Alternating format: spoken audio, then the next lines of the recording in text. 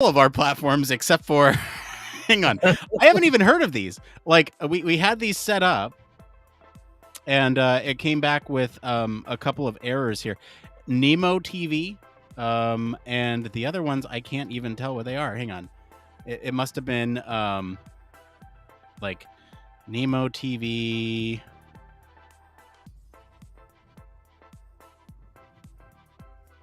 I can't. I don't even. They may have. Vaughn Live. That's another one. I never heard of it. And then the last one. What is this last one? Oh, we're already getting a cat cameo. A couple seconds in. How are you getting on platforms that you don't even know what they are? That's not. And hold on. What's this last one? This last one here looks like No Live. Again, you're hitting all the ones I've never heard of. That's yeah. But we are live on Facebook, Twitch, YouTube, Twitter, LinkedIn. Those are ones you've heard of. Without all the people who are now just tuning in, then we need them to tell us where they're listening from and what they're doing. So drop a message in whatever platform you're on. Drop a message in the chat. Say hi and tell us where you're at, please. If you are listening, yes, please do confirm for us that there is a pulse. However weak it might be. I don't know. All of our viewers on No TV and No Live and Vaughn are going to be really upset. Yeah, your mum's here. Great. We can get on with the show now. It's all good. Excellent. Number one fan. I'm okay with that. That just shows that I have a supportive.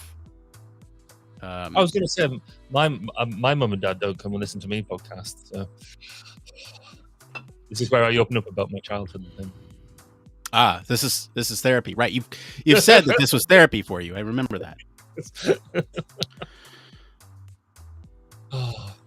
What's the weather like over there in the States? That is a good question.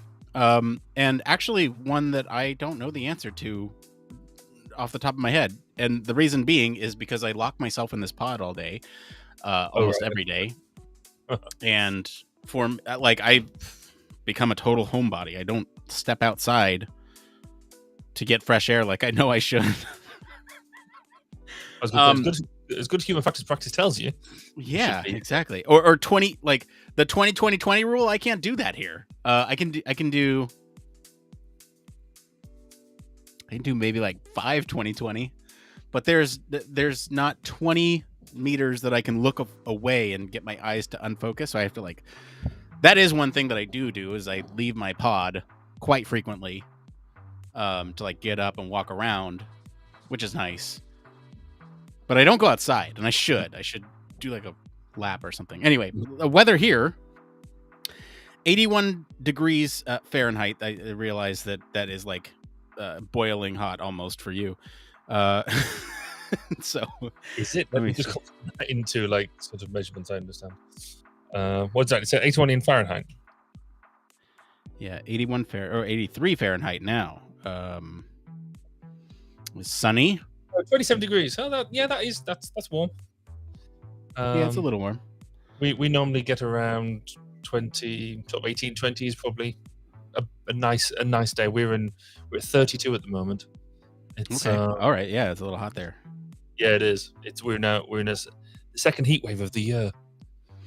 Yeah. But then we're completely not set up for it because we don't do air conditioning in buildings, really. Right. Right. What's the humidity like over there? Yeah, we don't really measure it very much. So, but it's not dry. So it's I would say a good medium. Okay, we're at 38% humidity. I wonder if we can. Riveting conversation about. This is a typically British conversation. This is going to lead to a human factors conversation. Is that what you said? No, I said this is typically a British conversation. Oh, what's the weather like? It's cultural. 53% humidity.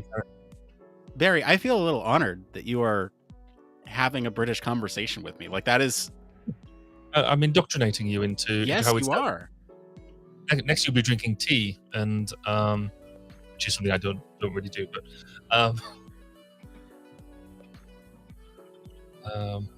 and then I'm trying to think what other typically British things we could participate in. Yeah, well, I'm on a Reddit thread right now. What's the most British thing you've ever done? I'm. Can I confirm some of these with you? Go on then. Let's see here.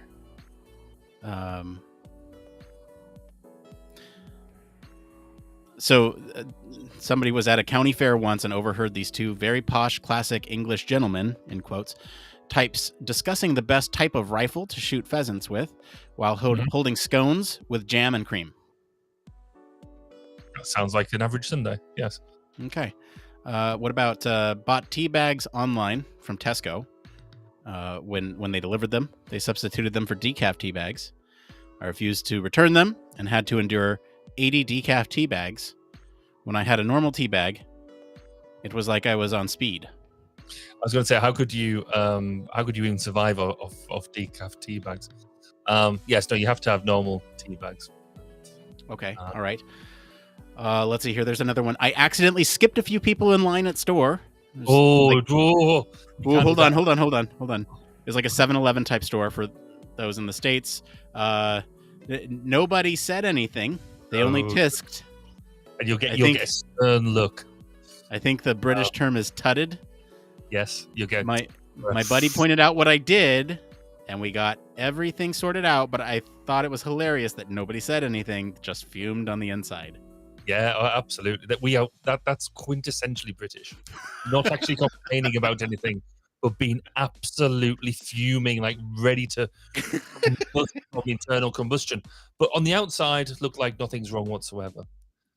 And it is one of the weirdest things. I do it myself. It's one you do it, and you know you should say something, but you just don't, and you just yeah. Alex, call me Freckles on Twitch. This sort of discussion is exactly why I listen while I work. Beautiful. Yeah. Let me read a couple more for you. How about I do this one too. Somebody bumping into me and I apologize to them. Oh yeah. I mean that is absolutely. I mean it's also I use it. It's the quickest way to defuse an argument that isn't your fault. But if you're in an argument or somebody's having to go at you something, the quickest thing you can do, you apologize for it, and then it puts them on the back foot. Yes, apologize for everything. Oh, hey, here's the other perspective of this one. Tutted and did nothing when somebody Q jumped. Yeah, no, absolutely. And give them a slightly stern look. Yeah. Okay, this is. I don't understand this one at all. I think most of them I can understand. This one is completely foreign to me. Was sure there'd be an obligatory cheeky Nando's reference in here. Yeah, so yes, there is generally things that you can lead back to Nando's with, kind of in almost any kind of given conversation. It's not something that's. To be fair, that is slightly, I guess, younger than me as such, but it is definitely a thing. It's not my sort of thing.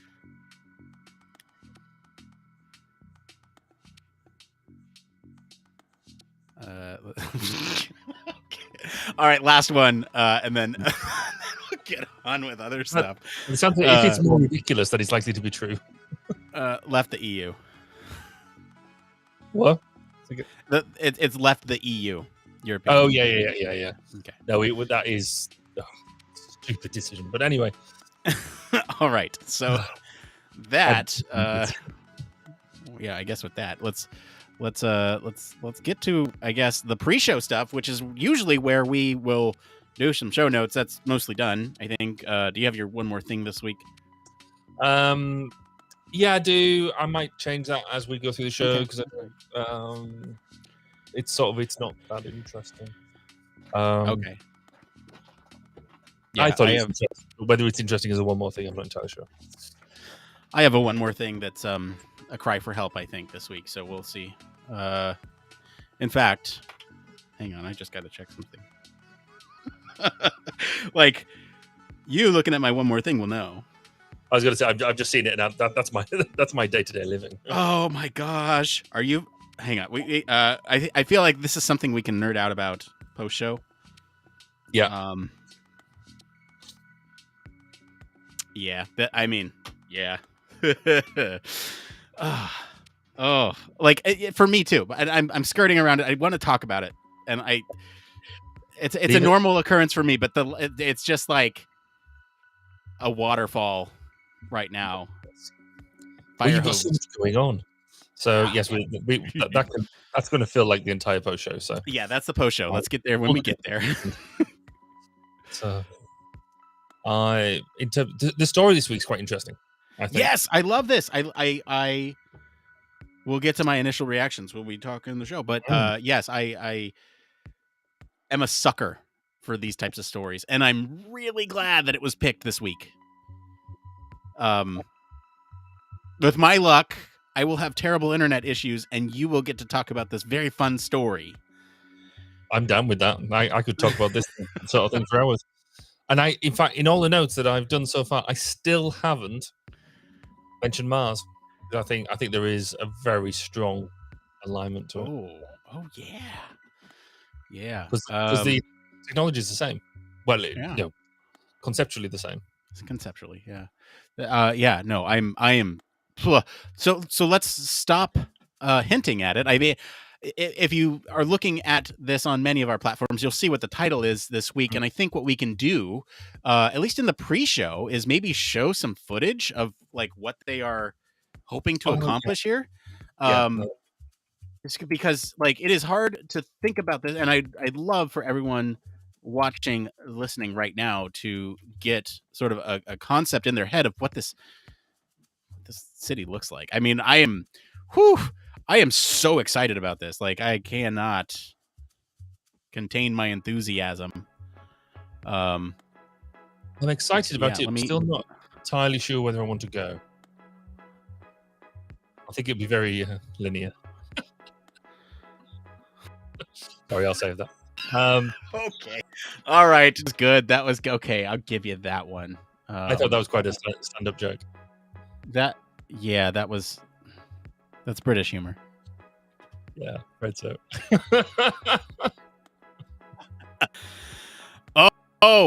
Call me Freckles on Twitch. I have strong opinions about the line already. Well, let us hear them.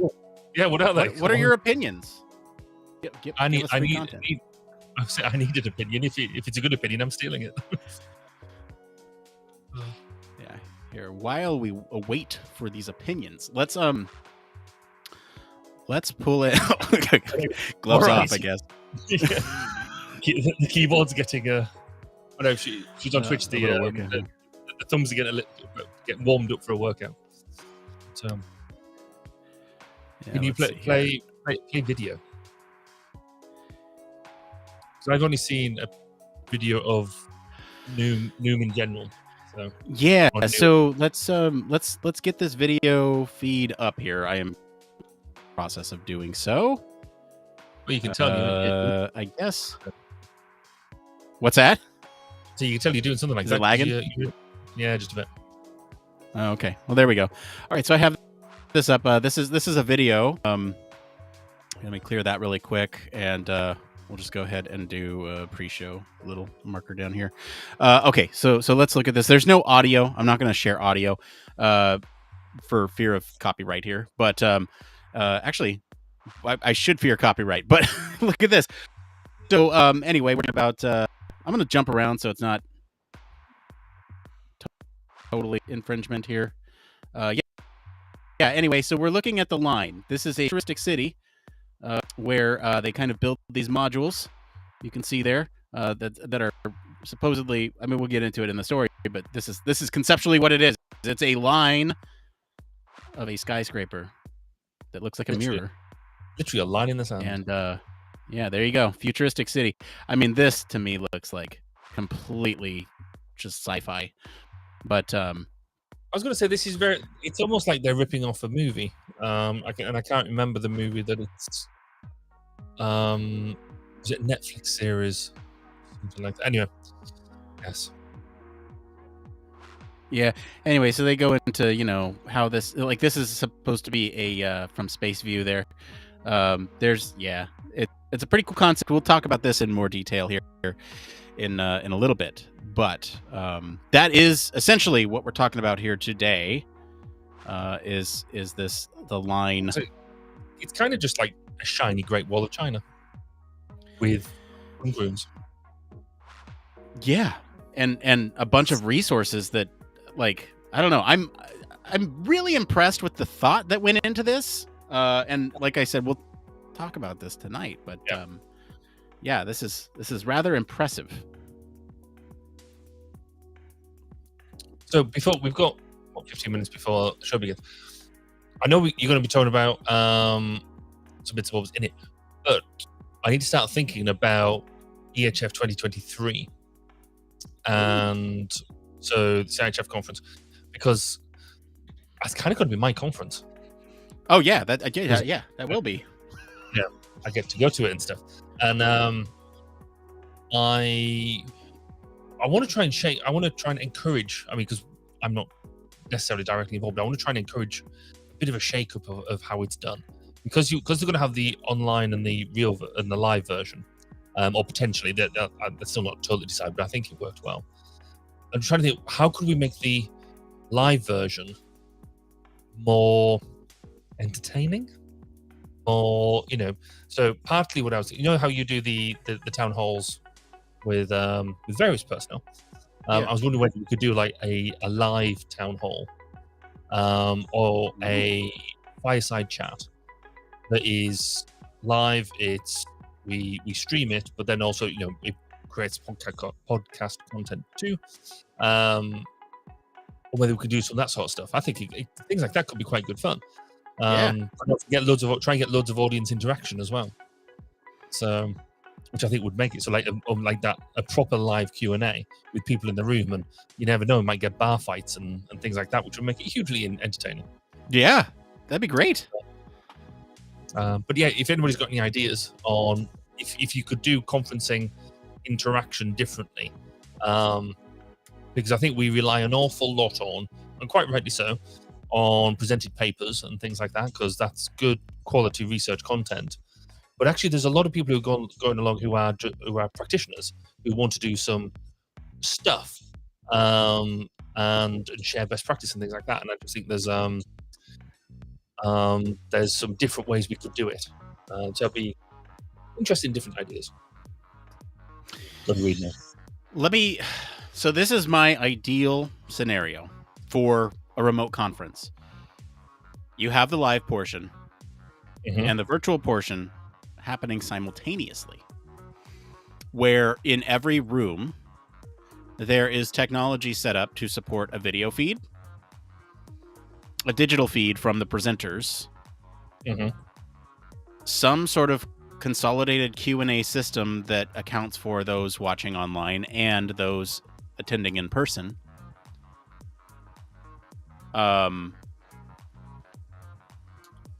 And honestly, beyond that, I don't know what else I would want from. See, I was having this discussion the other day, not in a human practice forum, but in an engineering forum, about some events that we look to put on. And I personally think that unless you've got really good technology, which generally most of these things don't fall, just generally like webinars and stuff, most of them are just a webcam thrown in front of the presenter as they're presenting. That is, they'll present to a room, but they've also got chucked a webcam in there. That is the current version of hybrid in the main, and I think it's terrible. No, that is the current version, and to be clear, the interactive element comes from the ability to source questions, not only from those in person, not only from those online, but those in person as well. And yes, a lot of this will depend on the moderator. A lot of this will depend on the sort of technological situation in that room. And there's a whole slew of issues associated with permission to broadcast, on sort of a virtual medium. Although if it's, behind a closed paywall, I don't see too many issues if it's like a conference thing, like, Yeah. So yes, I agree with you that just throwing up a virtual, a video of the presentation is a lackluster way to do things, let's say. It's not even just because of that. I think for me, it's a bit like, when you have a meeting in a conference room, and then you have that one or two people who dial in, right? Mhm. All the focus goes to the spider phone or whatever it is. The whole meeting, it becomes stilted because it goes towards that. And I think that hybrid events do similar.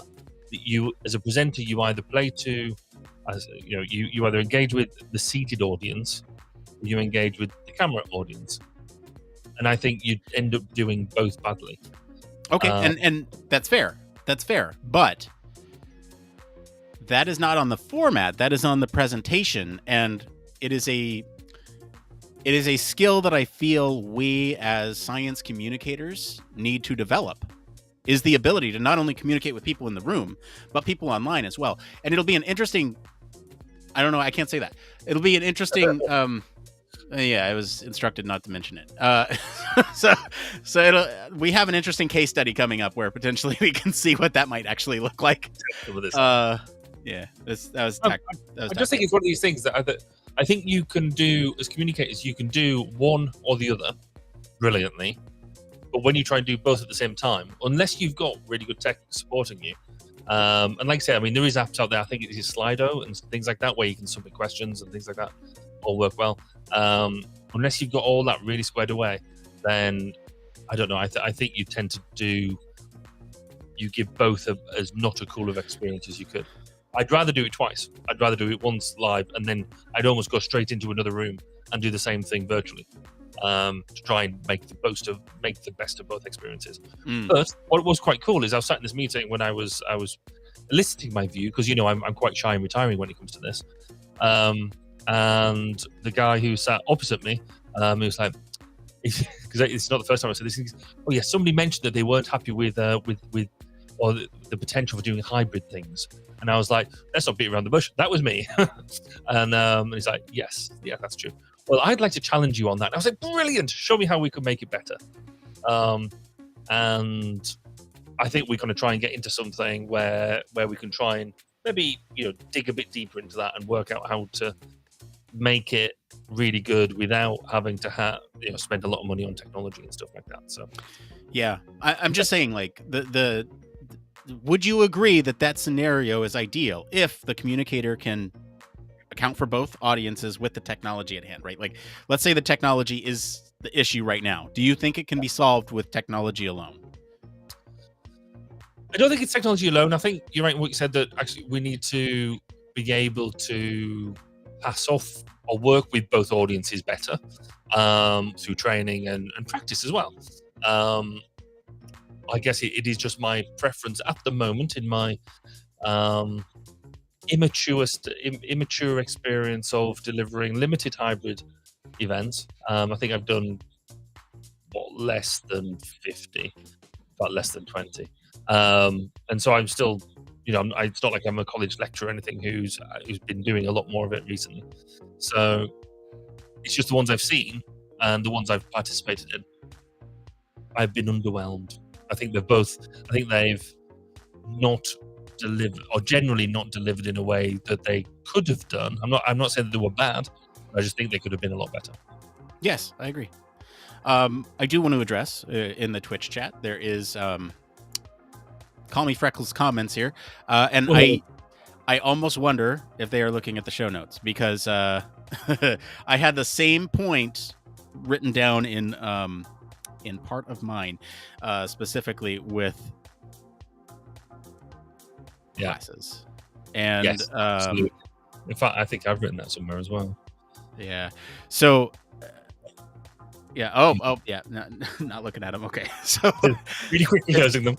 I mean, this is, it's clear though that, multiple people coming to the same conclusion without having looked at the show notes, that it's like, okay, yes, then indeed this is probably probably an issue that we need to look at here.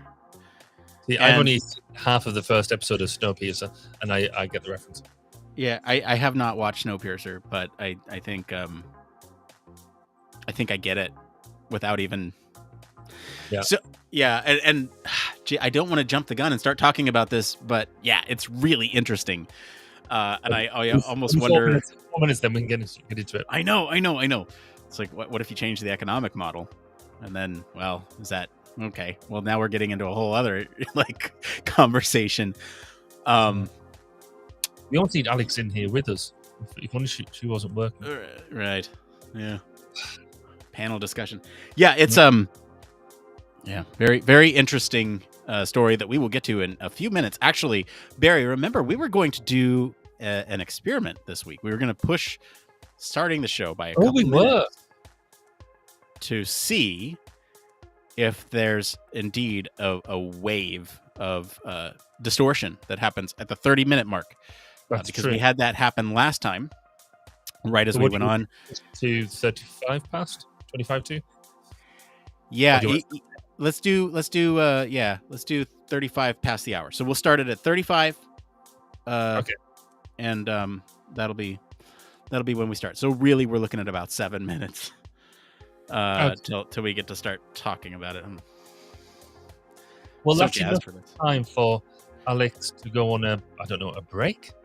And quickly find a laptop, and we could say, she could have been involved. Yeah. Let's see here. So I want to get back to talking about something other than this for a minute, where it's probably best. Otherwise, we'll do it. Otherwise, we're just gonna run out of stuff for the real show. In Barry's mind. Mm-hmm. That's a scary place. What is the ideal hybrid scenario? Like, I guess let's human factors this piece, right? What is it that you want as an online participant from a conference? What do you want from a conference if you attend online?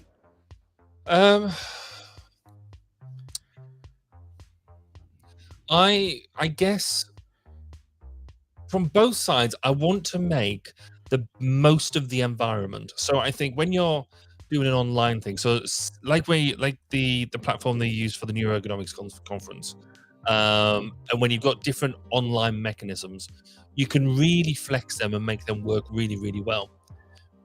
But then when you're having to flex that with the physical conference as well, you're constrained by one or the other. And the same is true of a physical conference.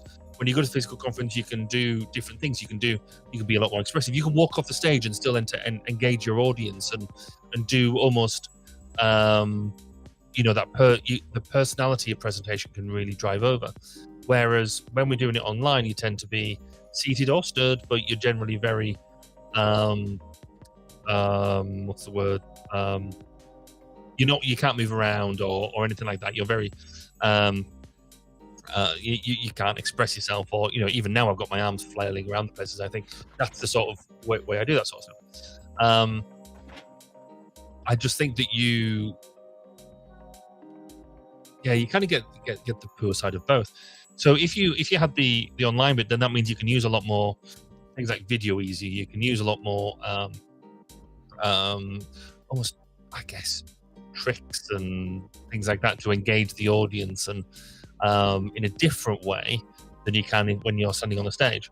Whereas you're standing on the stage, you use body language a lot more. And I think the big thing I miss when I'm doing online things, particularly when you're doing, like, say, a Zoom meeting or something like that, and say most people got the cameras off or it's very, very small, you cannot read the body language of your audience.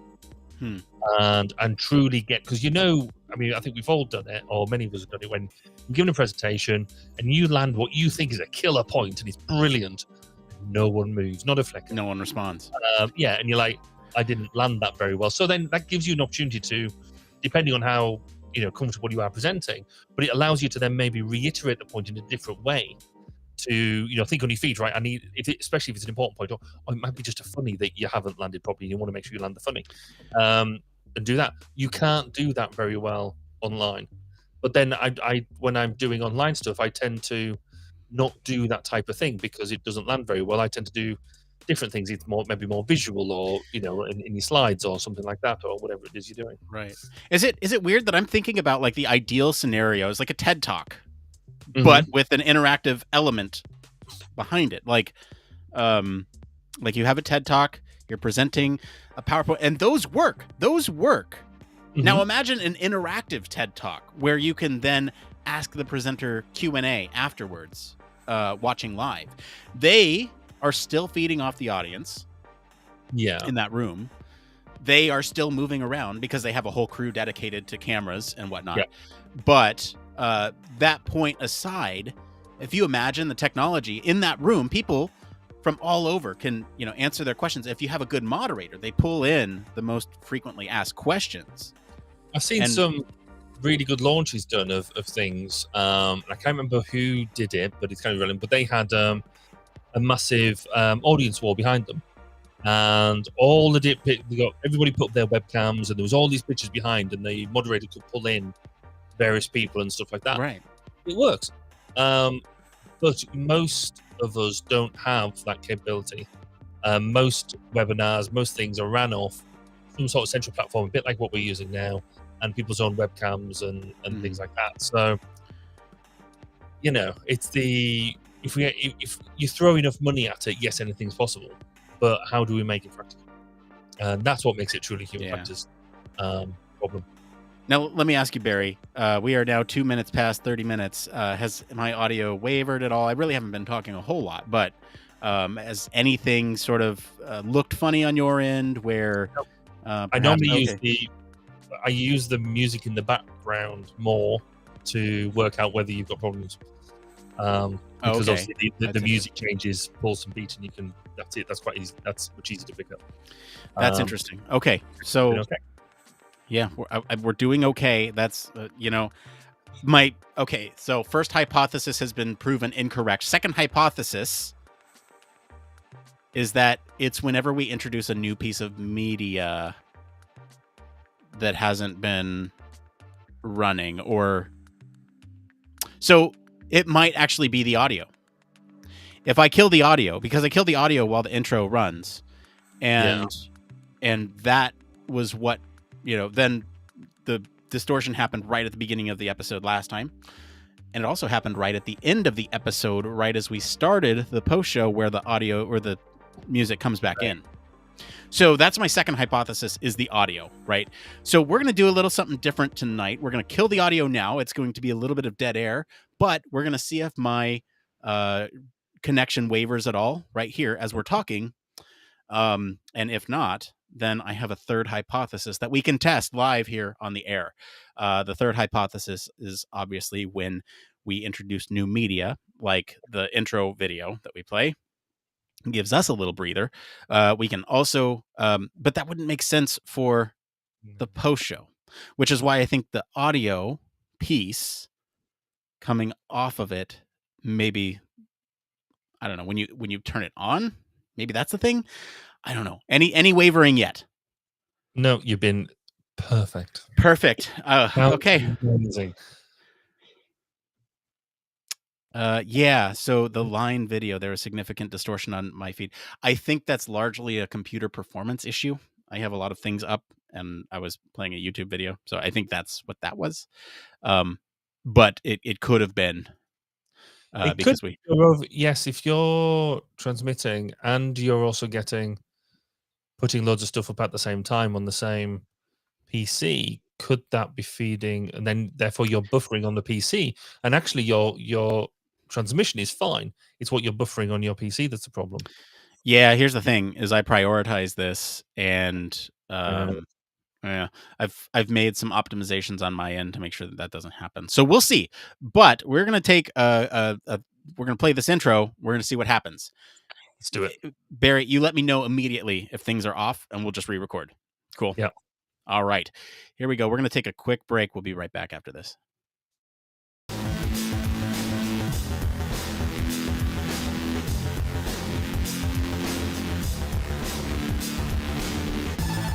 Welcome to Human Factors Cast, your weekly podcast for human factors, psychology, and design.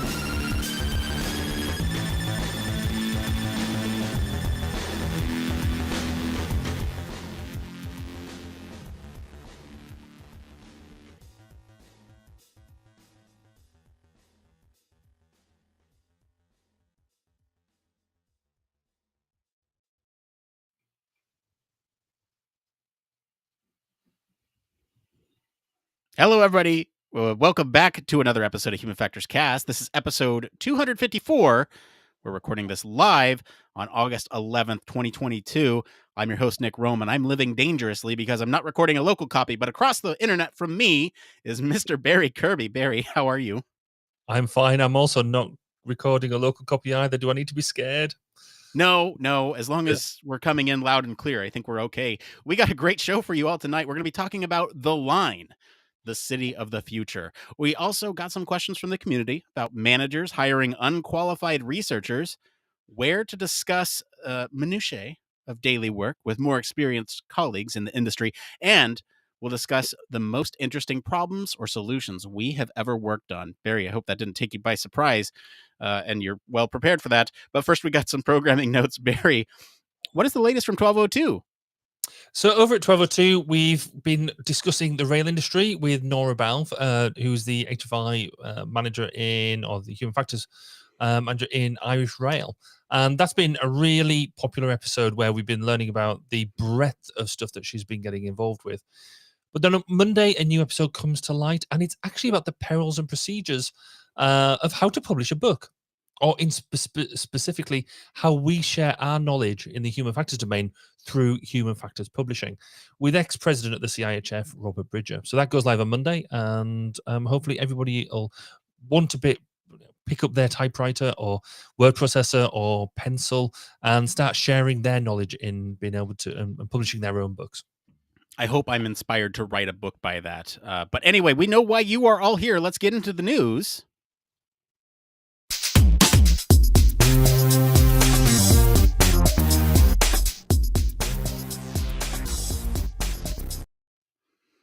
Yes, this is the part of the show all about human factors news.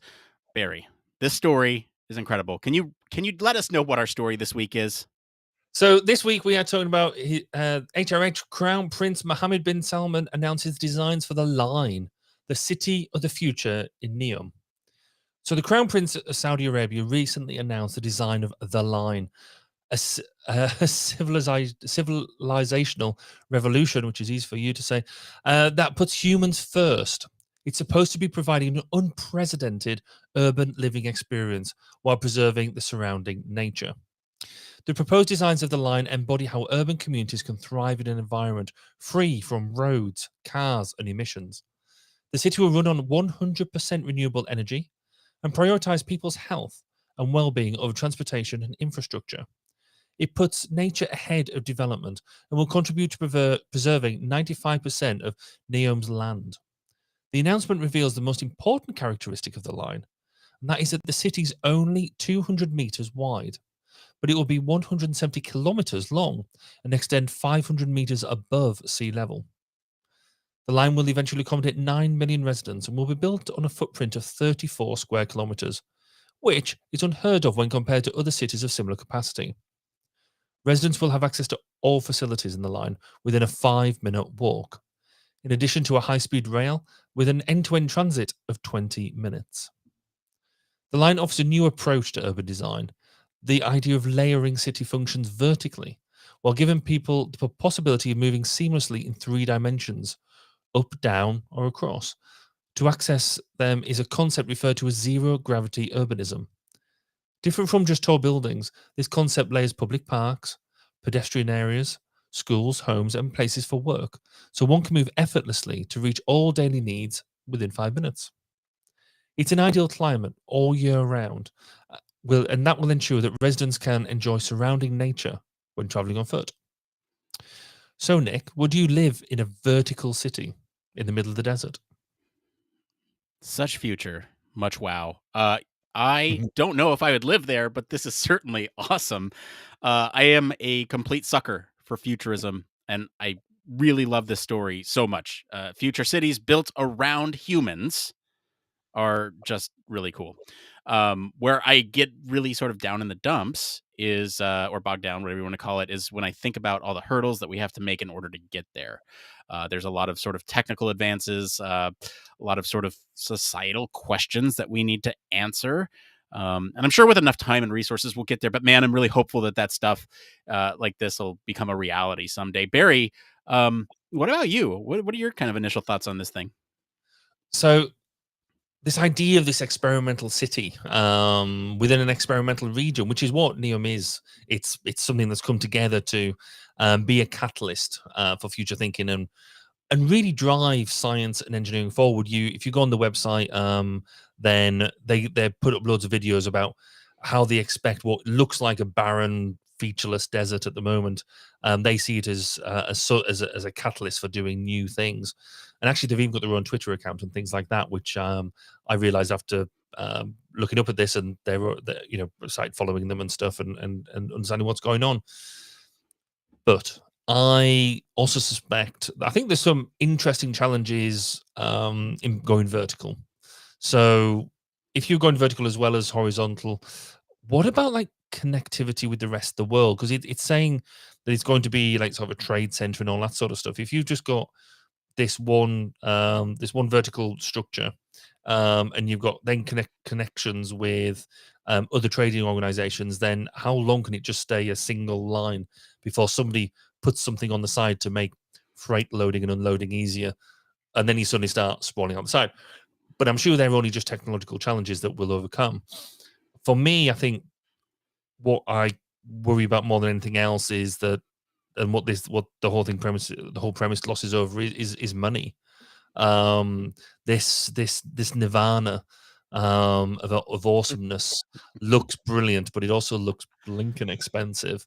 And does it mean that only the privileged few get to live there, whilst the rest of, I mean, how many science futuristic science movies have we seen over the years, or in fact over the decades, that have the nirvana of people living opulent lives, and then under the sewers or out in some barren, featureless desert, everybody else like you and me go and live because we can't afford to live there.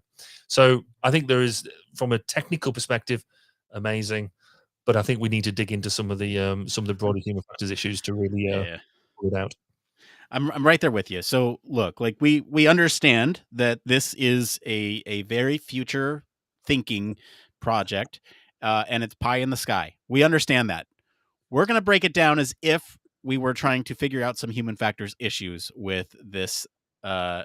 We've been hired as human factors engineers to figure out the lines human factors problems. So let's talk about them. I think I want to jump into kind of what was alluded at in the pre-show, and actually was brought up by Call Me Freckles on Twitch. And I want to bring this up kind of as the first thing. And we're looking at kind of the organization, the society within the line. Do we call it this line or the line? I'm not quite sure. Within the line. Yeah. So the sense of communities within the line, there's a couple things going on here, right? If they've built this society, they've built it with this three-dimensional, what do they call it? Zero gravity navigation. Yeah. And so they built it with this in mind. And ideally, you'd have, everything that you need within a certain radius of where you reside. And what that means is that you might have, every X amount of feet or meters within the line, you have sort of a school or a hospital or a grocery store or something like that. Is it repeating? Do they switch it up from community to community? And where does one end and the other begin? Because you can imagine that one school, if you're on this side, you might go to this one. And if you're on this side, you might go to that one. But you might go to the same hospital as somebody else that's kind of close to you. And so there's a bunch of different ways in which these communities will, I guess, sort of need to form over time. And will that be natural? Will it be fabricated by the design of the layout?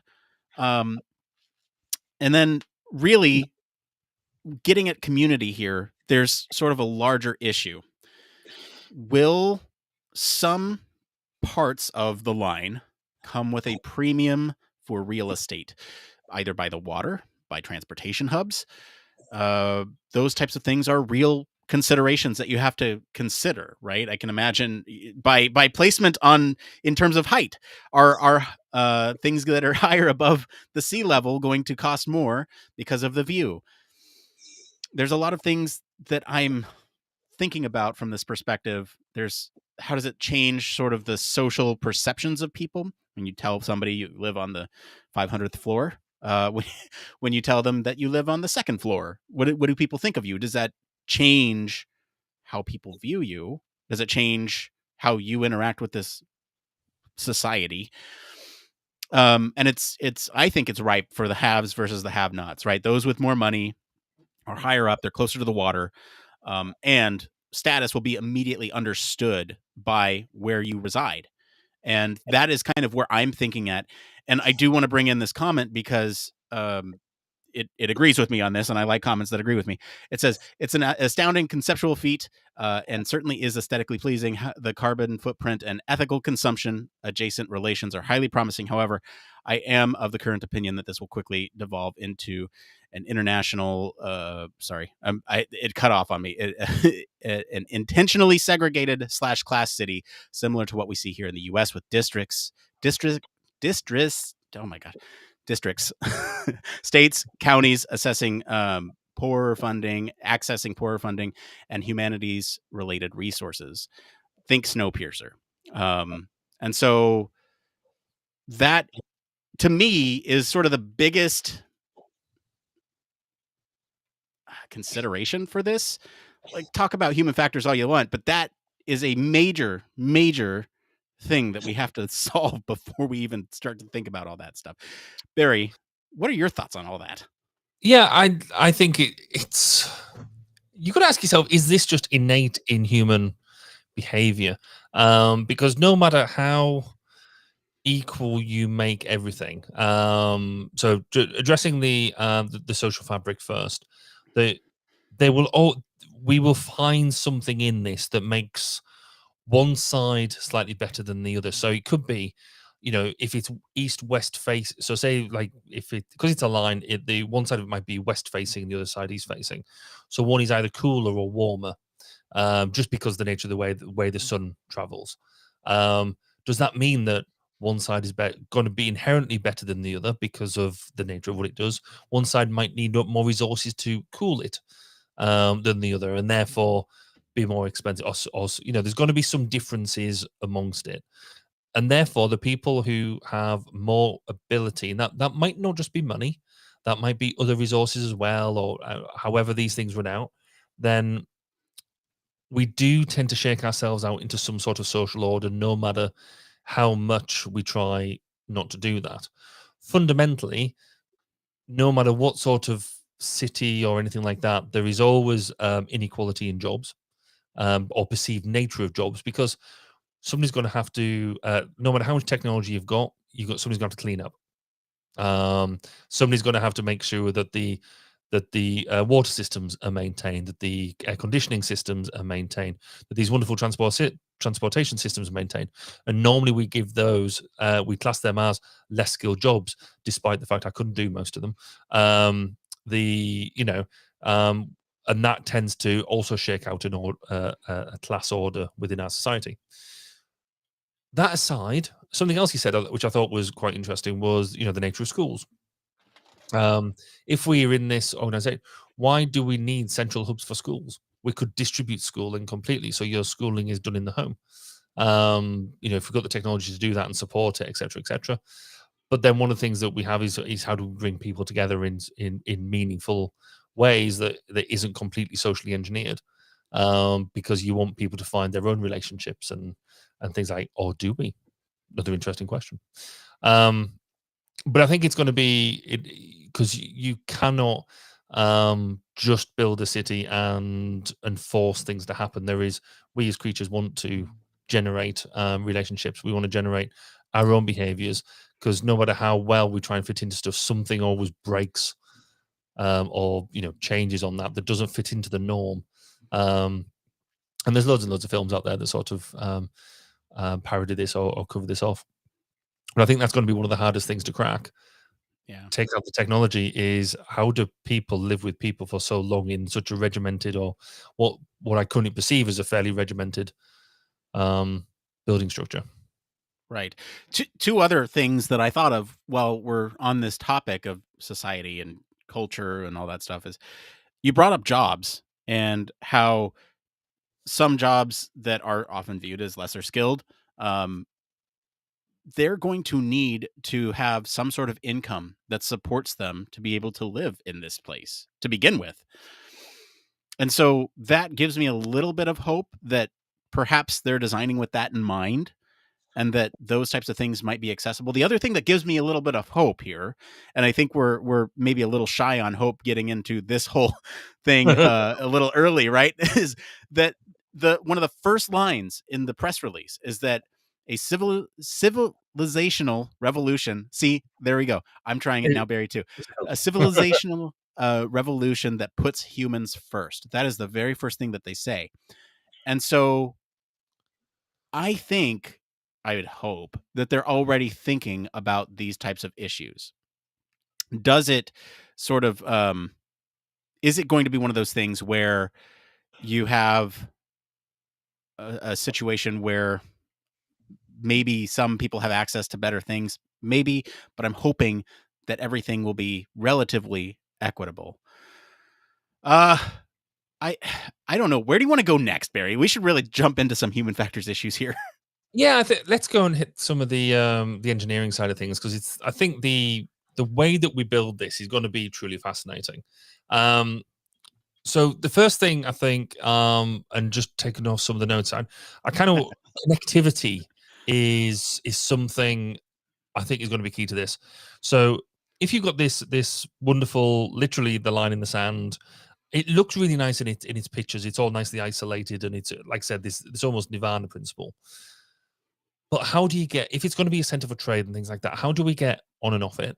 Because I didn't see anything like that there. That there is, it mentions a train within it, a high-speed train to get you from end to end in, what did I say? It was 20 minutes.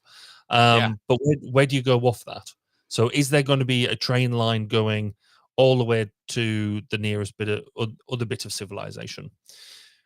If you've got that there, then you're going to have to have some sort of train hub to be able to manage that. And therefore, at what point does the engineering of connectivity offend the engineering of the sleek line structure?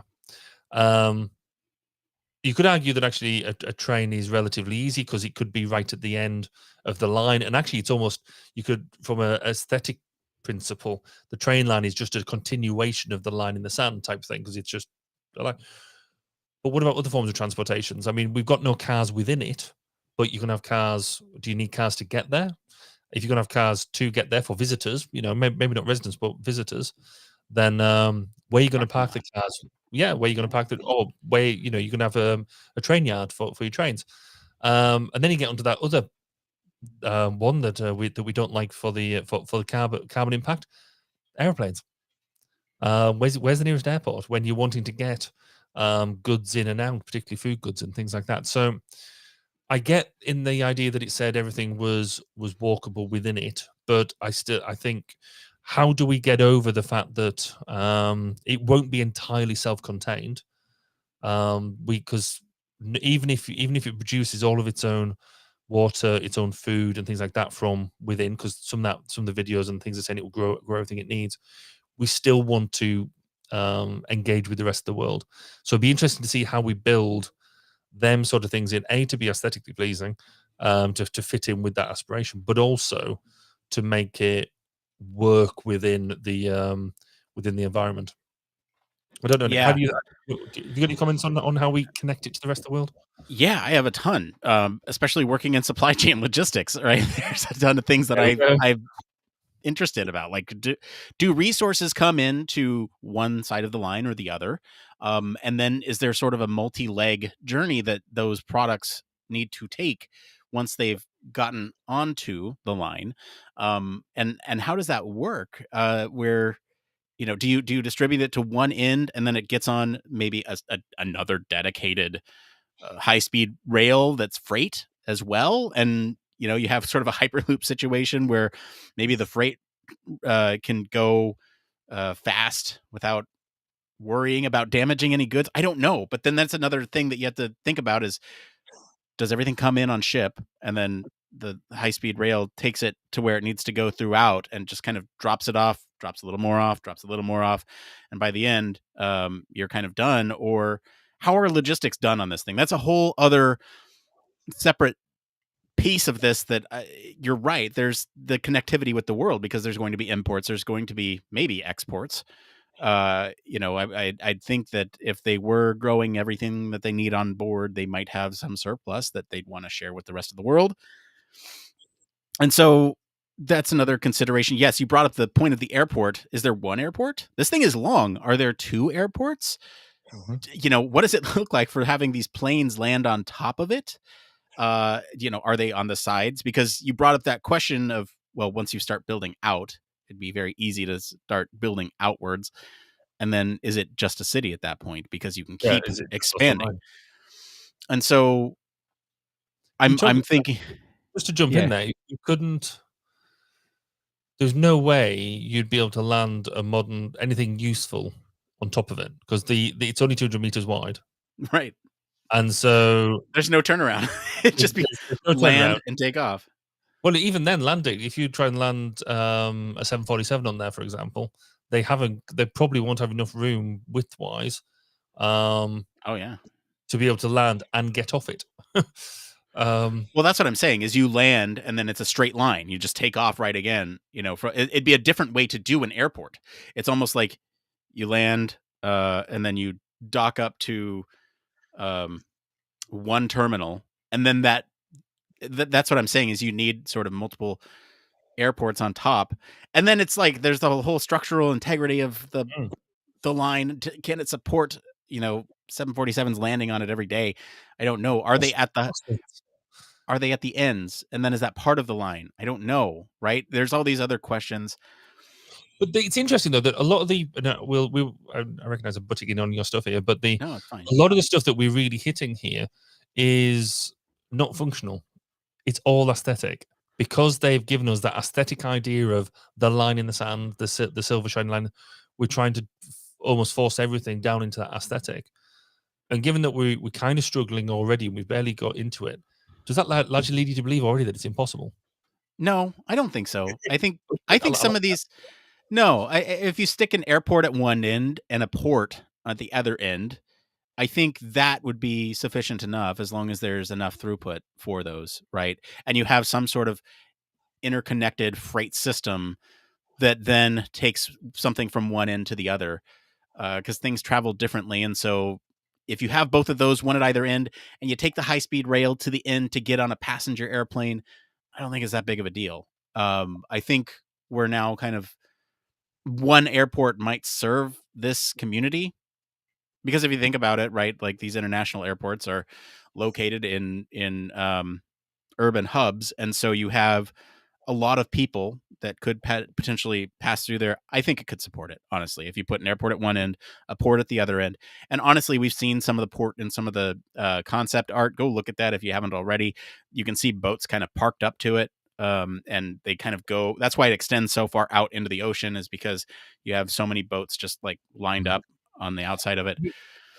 I mean, one thing the art does show, I guess, is we've been talking about people living there, but what about the tourism sector? Is it a tourist destination as much as anything else as well, which is interesting. Yeah, I wrote in the notes this would be an incredible location to go study abroad at, because it would be an entire if they have a university there, it'd be an entirely different way to think about communities, an entirely different perspective on the world, really, because you're in this community that is largely vertical in the way that you navigate it. And if you're coming from another place where you navigate horizontally, or from the States where we largely depend on surface transportation to get us from a suburb to a city center, that is a completely different way to think about things. I want to talk about the vertical city aspect of it too, because this is sort of another thing that I'm really interested in. This is a vertical city. How do you travel vertically? Is it elevators, escalators, all the above, stairs, of course, but how do you make these things accessible? If it is elevators involved, is it going to be enough for the throughput of the people? And what about population growth? Is it going to be enough 10 years down the line, 20 years down the line? Is this going to be enough, or is infrastructure going to fail sometime in the future? Because you can't really add much more to it when you're considering sort of this artificial limitation of the 620 feet I don't know. So what was it? Is in meters, but it's just shy of 2 football fields wide. For those in the States. And so if you're looking at that, right, there's not much room that you can sort of reconfigure some of this stuff for more of that movement infrastructure. And so that's another sort of concern there that I'm looking at. What else, Barry? I have more stuff that I want to get into with verticality in a minute, but no, I think it's all this point's connected to the verticality is a lot of the stuff, because that will heavily lean itself on technology, because it's what do you say, it's 500 meters high, so what, 5-foot football fields high, about right? That's quite a lot. So just using stairs when you incorporate them into a building, take up a lot of space. When you put them in, no matter how you put them in, and they've got to be available for everybody. So that's why I think lifts, whatever description, are going to be used quite a lot. What happens when they go wrong? And in fact, this whole city is really leaning very heavily on technology. So technology in the water, technology in the air to reduce the carbon footprint, on solar, etc., etc., etc. But what about the redundancy? What about the fallback systems? Do we need them? If this is the place where people are living, I mean, we're struggling at the moment. We're in the middle of the second heat wave here in the UK, and we don't have things like air conditioning really in homes and things like that, and we're already struggling. We low water reserves and all that sort of stuff, because we don't really have the redundancy at the moment to deal with the temperatures and the conditions that we're dealing with. So if this stuff falls over and you're in the middle of a desert, you haven't got the air conditioning to keep you cool. You haven't got the water cooling and the water cleaning because the technology's gone down for whatever reason. How do you fit all of that redundancy in? And this is not necessarily a bad thing. I think really it's just got to be focused on, as much as the technology itself needs good development and development from a good user perspective, so does the fallback systems. The fallback systems need to be developed sympathetically, and have as much effort put into them as what the main systems do. Yeah, I want to talk about verticality again. And you've mentioned sort of how do you get around the redundancy of systems. From the promotional art, it looks like everybody has anti-gravity boots that they can just jump from one thing to another. It's rather fantastical. So that's clearly the solution there. But no, let's talk a little bit about what this means in terms of safety, because you might be safe from automobile accidents. But now there's sort of this incredible need for more handrails. Don't let the Empire build this, because there's not going to be any handrails, and there's going to be a lot of accidental deaths. So look, I have in my notes cool facts. They're not cool facts. They're in fact deaths. But I do want to bring this up, and there's some reasons why this might not be the greatest metric to bring in, but ultimately, let's make it safer for vertical navigation. This is from the CDC. In 2020, you had 42,000 deaths from falling and 40,000 deaths from motor vehicle accidents in 2020. So now you're getting rid of sort of that motor vehicle accidents, but you're also introducing all that verticality. And these are accidental falls. And in a lot of cases, one of the reasons why this is not such a great metric is because you have sort of the aging population that falls and can often end up in very serious medical issues because of those falls. It's not quite the same, but accidental falls are a huge reason why people get hurt. That's just looking at deaths from falls, and accidental falls is like I said, one of those main reasons. People who operate on the telephone lines or broadband internet lines or whatever, the lines elevated above, we have right. Those people fall out of those buckets all the time. People who work in elevated spaces, on roofs, on construction sites, falls are a real issue. And now you're having an entire public navigate through them. And is it really going to be much different from perhaps a situation where you have maybe one floor, kind of this atrium situation. The design solution that I'm thinking of is, in order to prevent somebody from falling to their death in an atrium, you just tier it, right? So on the interior, you kind of have these tiered floors where one extends out a little bit further than the one above. And so it makes it less likely that you're going to fall all the way down. But then again, you only have so much room to do that. Do you have a base that extends upwards about halfway, and you have sort of all the infrastructure pieces down below that thing, and then you have sort of the last half exposed to the elements where you have that tiered system?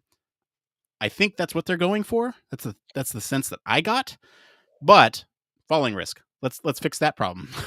What else you got, Barry? Well, I mean, that's interesting, isn't it? Because again, having looked at the art and the video and stuff like that, you sort of think it is going to be this open, free thing all the way through. But sensibly, it probably can't be. You're going to have different bits, because otherwise there's going to be a lot of space taken up with just nothingness, with just air, because you're in between floors and it's a central core. More realistically, the chances are it's going to be the same as some sort of high-rise building that is 500 feet in the air. I can't think of one off the top of my head. And then just stretch it really long, and or put many of them next to each other in a line. So I don't think it's going to be massively dissimilar from that. And you'll have some interesting bits where you've got some big open areas, but you will have some bits as well that are sort of really closed and dense, because that's where all your water purification happens, or that's where all the air conditioning is happening, or that's where all your solar panel generation is going into. And so there's going to be massive variety of the density of the building all the way through. So I don't think it sort of lends you to think that you'll be able to stand at one end and see all the way down the 170 odd kilometers of the line. I don't think that'll be the case. But fundamentally, off the other side, though, you get off the other side for sure. If you go up to the top, and then, that would be one way. Oh, that's true. Yes. You definitely need on the top a handrail all the way around it, and one of them grab nets, just in case you've accidentally, on purpose, missed the handrail. But see, now we're strapping things back onto the side, Barry. It doesn't work with the facade. That's true. Anti-gravity thrusters on the side, so anybody who does fall off gets automatically and gently put back onto the top. It's in, again, you sort of look at some of the that sort of piece, and the fact that it's got these nice and shiny sides. I think it's, again, going back to the idea that it's going to be a statement piece, isn't it? It's going to be a catalyst for doing hopefully good things. I mean, I recognize, a lot of my comments so far have been very put down, or very challenging, shall we say, of the thing. But I think fundamentally, having this sort of structure here will allow us as human factors practitioners to go in and try and address some of these problems, because we haven't really had to do it anywhere else in the same sort of way, and try and keep an aesthetic, which I think will be quite good fun. Yeah, let's talk about that aesthetic, because I think it plays into some larger questions. There's sort of this whole piece of environmental design, right? There's sort of, if you imagine a skyscraper that's stretched for however many miles it is, 60 miles or something like that, it's going to be rather sterile unless you sort of include elements from outside. And it seems like this is part of the plan, but you need to have enough of it. We were just discussing in the post show how I don't get out, and I need some sunlight in my life. Is that because I don't have windows that face the sun or anything like that that makes it easier to do that? And so you need to incorporate some nature into it, and I think they are, right? It sounds like they're going to be able to grow things within this community. They're going to have greenery that they'll hopefully be able to sustain. I think that's important, not only for mental well-being, but it's also important for physical well-being too, because as you're walking, they're directly related.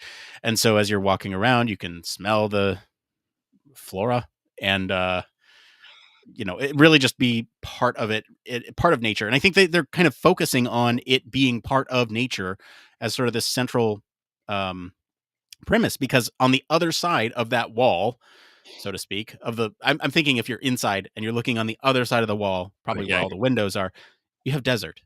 And it's a beautiful desert, and you have the ocean right by the desert, and it's looks stunning and beautiful. And so I don't think we're going to have that issue of being away from nature, but it is something that you need to incorporate into your design. You have sort of a observation deck where maybe, it extends out to the walls and you can kind of get that natural sunlight in. Does it breathe a little bit? And from a design perspective, I don't know. Where do you want to go next? There's a couple extra points that we have on here. I feel like we've hit a lot of them, but what else? I think we have. I think there is that element for me around when they say, and I don't know whether we mentioned it in the actual thing, but they're sort of saying around you shouldn't need to move more than sort of 5 meters or 5 minutes away from any one point to be able to access everything you need. You're like, right, that's great. But as what you just said, which is kind of triggering my thought, we're already in the middle of an obesity epidemic. And then all we're doing is encouraging people not to move more than sort of 5 meters in any given direction. How do we encourage people to get outside? We're in a desert, and you're going to have a certain amount of protection to be able to go out into the sun, and that type of thing. So we need to think about how people not only live within within the line, within the city, but how do then we interact with the rest of Noam, the rest of because the whole region is going to be this experimental place where they try and bring in new technologies. So but then all the pictures show just the barren, featureless desert with the line in the middle. So where's all the new technology going? Where's all that? How do you get it all there? How do you get it all there too? That's another logistical nightmare of the building materials. But you know what it really reminds me of, in the way that they're talking about it. I think the people who've really thought about this have been watching Black Panther. Yeah, there you go. And you've basically got this place where you look at, and until you pass the barrier, you're in the jungle until you pass the barrier, and then suddenly you're in Wakanda, and you're in a very high technological place. In the desert, yeah. It tracks. Yeah, so I'm a massive fan of. I think if we can get through some of these challenges, I think it will be brilliant.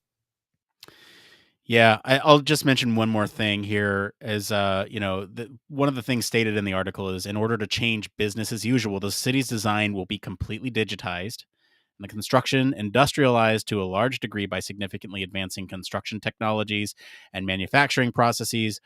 And basically, what that tells me is that maybe they're not necessarily thinking about this as something realistic that they're really going to build, but hypothetically speaking, if people like you and I were to get together and talk about all these issues before we even build it, is there some other solution that we can come up with before we've sort of started to build this thing and run into all these issues, right? And I think that's part of this experiment, is to really start thinking about where is the future in terms of how we live, how we interact with communities, how we incorporate technology into our everyday. And so that to me is kind of the biggest point that I want to draw home. This is leaving me with hope. This is a very cool, positive story. Yes, we doomed about a lot of the stuff in here, but I think it's a good exercise for us to start thinking about the future and where we might be able to impact these planned societies, right? And you said you didn't even touch on Mars, but yeah.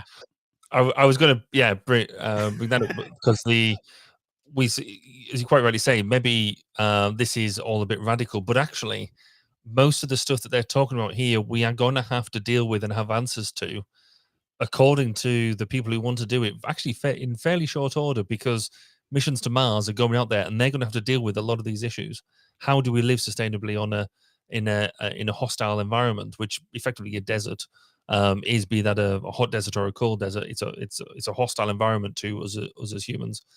How do we live there? So this could lead into better research before we even get to Mars in order to be able to colonize, and then beyond.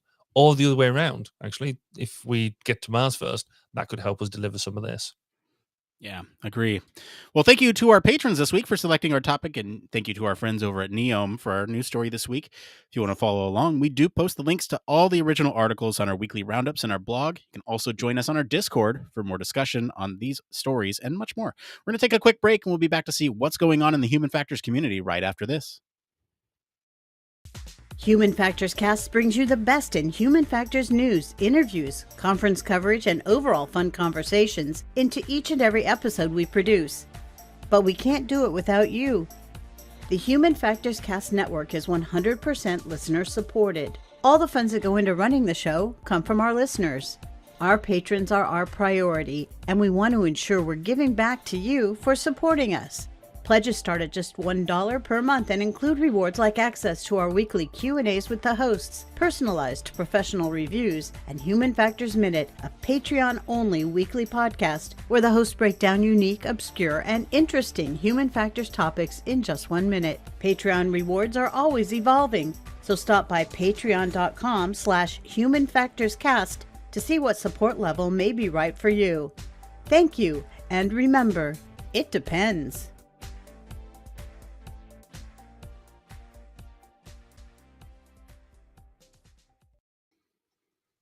Yes, huge thank you as always to our patrons. We especially want to thank our honorary Human Factors Cast staff patron, Michelle Tripp. During this time, we usually tell you a little bit about some other stuff we got going on. We have a website with a bunch of fun stuff over there. We got detailed show notes, including links to any of the guests that were on that week, embedded YouTube videos, so you can see our handsome faces, I guess. I don't know. That's very vain. You can see Barry's handsome face. If you're regularly an audio listener, maybe check that out. We have news roundups. Like I said earlier, we do news roundups. That is a resource that we provide for the Human Factors community. You can check those out right there. We post them in our Discord every Tuesday. You can find those. That's how we source our stories for the show.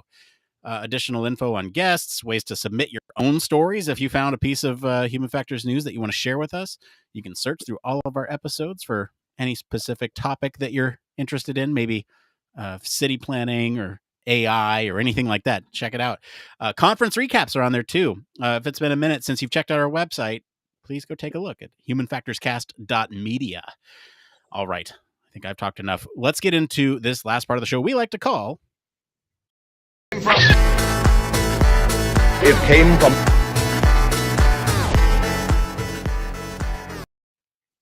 That's right. This is the part of the show where we search all over the internet to bring you topics that the community is talking about. If you find any of these answers useful, give us a like wherever you're watching or listening to help other people find this stuff. It's really helpful. All right, we have 3 tonight. This first one up here is by Jasmine Tiger 720 on the UX Research subreddit. This is about manager hiring unqualified UX researchers. I work in a large-ish team, including UX designers, UX researchers, a major tech company. Joined almost 4 years ago as a new grad, and have spent a significant portion of time mentoring students on how to break into UX. My manager has been hiring folks who are not qualified as researchers, but work at our company in various roles and want to try UX research. Essentially, she's letting them temporarily transfer to our team and work on projects as if they were researchers. However, they don't have a relevant degree, past experience, and their UX skills are limited. Their lack of knowledge and experience means the rest of the team has to pick up their slack and spend time teaching them a lot of basics. As a trained interviewer, and after reviewing dozens of portfolios, I'm confident these people wouldn't pass the hiring bar if they were applying from outside the company. I also appreciate how difficult it is to get into UX, especially at a large tech company, and it annoys me that we are passing over qualified candidates for people my manager has bonded with. It also degrades the quality of our work our team produces, and therefore the trust and relationships we have with our partners. I'm also irritated that I now have to spend extra time coaching someone who didn't take the initiative to learn or even take a boot camp or online class and champion their work with a smile on my face. Wondering what other people's thoughts are. Am I being unfair? Has anyone seen this before? Barry, have you seen this before? I am that person. So the reason I expected. This is a difficult one because obviously here we're seeing one side of the argument. If take everything at face value that has been written, yes, there must be. It just doesn't feel right. It doesn't. If you've got people begging at the door to come and do a good job, and everything else being equal, this isn't right. It's not there. However, there is. My guess would be that they must have some other experiences within either, maybe within the wider company that is valuable to this team in some way. And this is me trying to be nice and kind. The fact they might be bringing in something else just because then it's not directly analogous to UX in any way. There might be some other bits that they're bringing value in. I guess, and the reason why I said that's me in that respect is I don't have a traditional HF UX background. My background is engineering. My background is military, but I've still got I guess it's as I've got more experience, I've got the ability to know what I am good at and what I'm not good at, and therefore I can go into a new team in an HF role, doing what I do. Build, yes, I've got both. More years experience than I care to admit, but I didn't always have that. I was lucky. I got a break early on where I started off as a software engineer, and I got a break where I could go and do cockpit design. I could go and do basically what is now UX design and the research element before it was trendy, and get them and build up that experience. So if it is as just stated, I think clearly there's something wrong. But I'd like to think that there's something more in the background. Nick, what do you think? Yeah, I have in my notes very strong language. I'm gonna try to I'm gonna thread the needle between these two perspectives, right? Because from this perspective, somebody on the inside feeling like they have to do a lot of work to make up the slack for other people, that's not right. No. And so even if these people have some experience from another domain or responsibilities, I think even bringing those into the space, you should probably have some basic knowledge of what's going on, even if it's even if it's a condition for you being hired in that spot. Like, hey, we're gonna give you this, but maybe take a course, and that's kind of the prerequisite training that you need to jump into that role. This is a big tech company, and so there's nothing wrong with hiring your buddies. In fact, that is how I've got a lot of my jobs, and I'm sure that's how a lot of people listening have got their jobs, is people hiring their buddies, tell them about it, and they're in. And that's fine. It's all about the connections, but there's also sort of a baseline that we need to establish, in the sense that, yeah, if you're hiring people that are unqualified, maybe take one from that pile and one from the qualified pile, so that way there's not, as much work that this one person has to do. My recommendation here is either look elsewhere or probably the more sensible approach is try to change the process internally, or mention these things to your boss as concerns. I think that is probably the best way to go. Especially if they're hiring internally, then they're probably not going to get rid of you because you've been there for 4 years, and really, if you're the one that's pulling the weight, then they'll see how much they miss you if they take you out. Anyway, that's my thoughts. Any other last notes there? No, I think that's covered covered the spectrum, hasn't it? That's it. All right, let's get into this next one here. This is by the Quantum Lady on the UX Research subreddit. Where to discuss minutiae of daily work with more experienced colleagues in the industry. There's no UXers at my company. They go on to write, there's a lot of opportunity to solve problems at my organization, but there's no senior leadership with UX knowledge I can bounce ideas off of. I don't mean whether or not I should do a certain study or being able to ask small clarifying questions along the way. But being able to ask small clarifying questions along the way to make sure I'm making the right choices or following industry standard processes. Like, am I wording the survey questions well? Am I missing any steps in this process? What if I tried XYZ? Those types of things. I'm currently building up my portfolio to apply to a new job, so I want to make sure things are done right or best as I can, rather than scrambling to fix things in retrospect. Are there any communities for this? Any mentorship opportunities I can seek? Barry, what are your thoughts on this?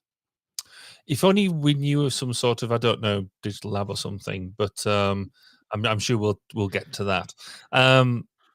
It doesn't say that if you're in the whereabouts in the world you are, but I'm guessing US. But if you're having to be in the UK with this problem, then being part of the Chat Institute of Economics and Human Factors, there is a communities board up there, digital communities board that is great for this sort of thing.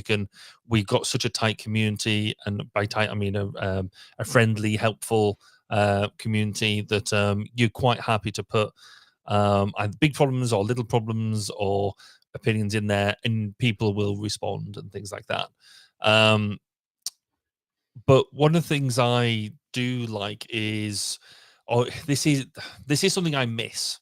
So I have worked in large teams, and I've worked on my own as a consultant in other organizations, and there is a certain amount of brilliance being part of a larger team. And it's one of these things that if you're part of one, you don't realize just what a good thing you've got until you don't have it anymore. And so one of my last roles, I was part of a very large team, comparatively large team compared to what others we've worked in. And even though I was possibly one of the more senior people in that team, I still like being able to just go into a meeting and say, right, you know what, I'm going to do, I don't know, I'm going to do this. I'm going to do it by a card sort, followed by a focus group. Has anybody else got any better ideas? Because you can bounce ideas off, and hopefully nobody's so precious about things that we can share ideas and things like that. And I find that I find that easier to do in the human factors UX community than anywhere else. We tend to be less precious. And that doesn't really come to home until you then go and work solo. So one of the projects I'm working on at the moment, I am the HF lead, I am it, and people are coming to me for questions, and so I'm sort of going back with my best answer. But you do sort of miss that ability to sort of go, well, I think this. Do you think that's a good idea? Do you think that's right? And so that's where I go and look at some of the online forums and things like that. Closed ones generally, because you don't necessarily want to chuck that sort of stuff out on Twitter or LinkedIn, because some people don't realize that we can have that sort of open discussion. What about you, Nick? Where else would you go and have ideas and test them out? Yeah, I'm gonna do this in terms of ease. So one, you could join our Discord. That we have plenty of human factors professionals in there. You can come and chat with us about some of these questions. I encourage anyone listening to join it and ask these types of questions, because these are great. Like these one-offs. Hey, thinking about doing XYZ. Anyone have any other opinions? I'm hoping to have that exact experience, Barry, that you described, where somebody else goes, yeah, what about this? In that community. So that's probably the easiest thing you could do. Second easiest thing you could do, maybe join a mentorship circle. There are plenty of other resources out there. So ADP List is one. I'm actually a mentor on that platform, full disclosure. Don't get paid for it. It's completely volunteer work. So it's not like I'm making anything from mentioning that. And so it's all volunteer. You have these people who are eager to share knowledge, and you have people who want to learn knowledge, and it's at all different levels. You could be entry level asking a senior level, or you could be senior level asking management. You could be management asking management, or management asking CEO. There's a bunch of different levels in there that you can sort of ask for advice on. And so keep that in mind. The third, probably the hardest thing I would say, is go to conferences. That is where you can make those types of connections, especially if you're sort of in a drought in your current position.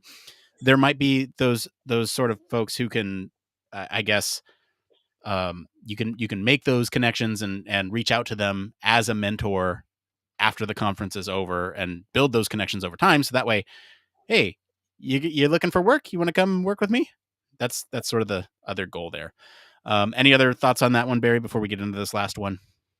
Yeah, I think the membership point just reinforced that one. There's loads of different mentorship communities, or even if you just know somebody senior who's maybe got a bit more experience, and most people are quite willing to support in that respect, or point you in the right direction of doing it. As Nick has said, the Discord is there, and I think most of us would be more than happy to support anybody new into the industry, because it's in our own benefit as well, because for the wider community. So whilst it might feel like it's a bit selfless and things like that, it's actually, you could argue it's a bit selfish, because we want to make sure that our discipline grows and gets better, and we can only do that with new blood. Oh yeah. All right, let's get into this last one. This is on the user experience subreddit by Zeminter. We'll say that. What is the most interesting UX problem or solution you have worked on? The web is flooded with pretty dribble mock-ups that solve imaginary problems. I'd be keen to hear something you have actually worked on that you felt was exciting, challenging, engaging. What was the industry, the issue, and how did you approach it? Was it a success or did it not work out in the end? Barry, what is the most exciting, interesting problem or solution that you have ever worked on? Combine that with the one I can actually talk about. So most people, and if you listened before, you'll know that I work in the defense domain. So that does put certain limits on what we talk about. However, one of the most challenging but rewarding ones was probably one I worked on about 15 years ago, and we don't even have the platform anymore. So it worked on the Harrier jump jet. It was brilliant. So what they were doing was putting a new piece of kit onto it into an already aging platform, which has got loads of kit in it already, a really crowded cockpit. And you wanted this new bit of kit in there. There were some real interesting nuances with monochrome color and full color not being able to be on the same screen at the same time. Or you've already got what we call the HOTAS, the hands off throttle and stick, because you don't pilots taking the hands off the throttle and the stick because that gets all a bit dangerous. But you've already got, if you've seen any games, so you'd already see that we have mock-ups of these now for gaming, where you got lots of what they call hats and buttons and switches and all that. And these were already very, very crowded, but I had to get into a mode to be able to use this other bit of kit, this new bit of kit.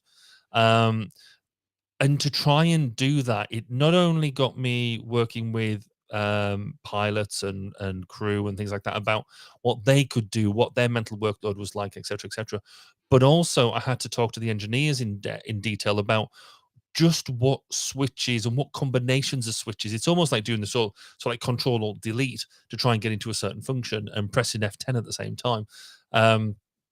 But with these things and making sure that, going down to the level of, well, is it on when you talk about the signal of a switch being set, is it on the leading edge or the trailing edge, and having to get down to that minutiae of detail of making sure that you didn't accidentally let something else off that might, I don't know, let a weapon off or something, because that's a bad day in the office if you accidentally do that. And I spent about 4 years of my life doing that, and throughout the entire system, and I took it all the way from kind of concept, so I joined it mid-concept stage, all the way through to testing, and it was intense. There was some really late nights. There was, because it was multi-company as well, so there was we were trying to do things in new ways, and it was a success in the end. We had some really, really great trials feedback, and some of the more innovative ways we had of doing things was really, really cool. That involved lots of physical work, so use of simulators, as well as scribbling in books or trying to get logic problems and all that sort of stuff. So it was brilliant. I had a great team working for me at the time. And I think that is one of the problems I keep on going back to time and time again, because I thoroughly enjoyed it. It was probably the biggest project I'd worked on to date, and it was fab. Nick, what about you? When I put this question in, it was the shortest question, but I knew it would have the longest answer. So for me also, the application is classified, but I'll talk around it. And so essentially the problem that I worked on, there were hundreds of documented tools used for various processes within a complex workflow involving multiple operators. And so the solution was to unify all these in one central interface. And again, I can't go into so many of the details, but really trying to solve a problem that massive of trying to combine so many tools into one interface was just a wonderful experience to try to work on, because you had everybody at the table from every tool kind of represented of like what they needed and how the sort of UX of it all played in together to make it seem unified, even though behind the scenes it was kind of clunky and disjointed. And but optimizing for workflows across tools was sort of the most interesting piece of that. All right, we're almost at time, so let's get into one more thing. Needs no introduction. Barry, what is your one more thing this week? So this week, I guess it's a bit of a boring one, actually, not too dissimilar to what we've just been talking about. I went into a new domain at the back end of last week, so into fintech, so the financial technology stuff, and ran a workshop. I was part of a workshop where this client was one. So I run discovery workshops where we try and break down what currently exists, which and generally do that with walkthroughs and et cetera, et cetera. So I ran that and had a really, really good session. But normally I go into these sessions and you've got either an idea of the software or the hardware or whatever it is they're using. But this, in terms of being fintech, was really, really interesting. It was a whole domain that I hadn't really considered before. And he was talking about big stuff like buying and selling businesses and things like this. And you're like, wow, that was so interesting. And I came out of that. I mean, it was an all-day workshop, but I was thoroughly exhausted, because mentally exhausted, more so than I usually. I'm normally quite tired when I finish these things anyway, because I think if you're doing them properly, you do have to put a lot of effort into getting as much out of everybody, keep everybody motivated and things like that. But this was just another level, but thoroughly interesting at the same time. I had no idea about half the stuff out there.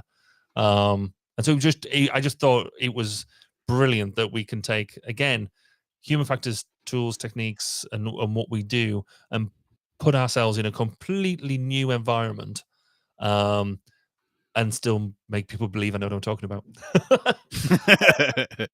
It was brilliant. Really enjoyed it. Yeah. What about you, Nick? I hear you. This is going to be a cry for help. I have become a politics junkie more than probably I have been in the past. These last couple weeks have just been insane in U.S. politics. I've been keeping track of almost minute by minute legislation that's passing, any updates on the passing of that legislation, any polls that are coming out, any primary results, again, minute by minute, looking at counties in states that I've never been to, have no idea about, but understand their significance and what it means for one party versus another.